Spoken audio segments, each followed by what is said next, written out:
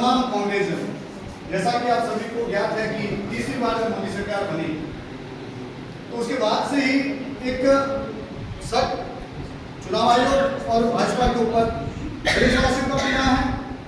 लेकिन इसका फैसला क्या है, हमारे लोकसभा में विपक्ष के नेता आदरणीय श्री राहुल गांधी जी ने 6 महीने तक एनालिसिस किया।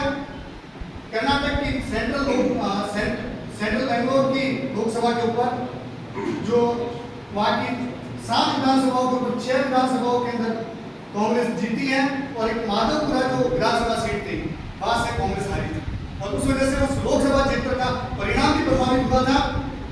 और उस एक विधानसभा क्षेत्र के अंदर लगभग 1 लाख वोटों की गड़बड़ी पाई गई थी, जिसके अंदर कई, जैसे अगर देखा जाए तो एक छोटे से 10 बाय 10 के कमरे के ऊपर 40 वोट थे।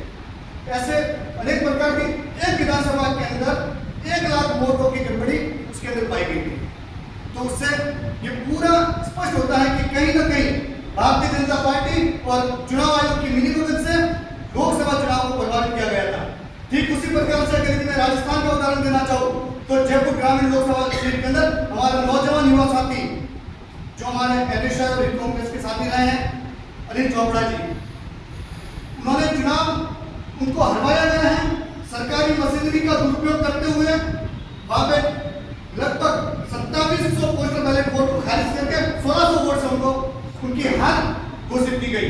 जबकि रिप्रेजेंटेटिव पीपल्स एक्ट के तहत जो खारिज किए हुए जो वोट पोस्टल बैलेट थे वो कैंडिडेट को बताया जाता है, लेकिन चुनाव आयोग ने वो वोट जो खारिज किए गए वो कैंडिडेट को नहीं बताए। जब कैंडिडेट ने इस मामले को लेकर हाईकोर्ट गए तो हाईकोर्ट ने नोटिस जारी किया चुनाव आयोग को, और जो वहां से जीते हुए थे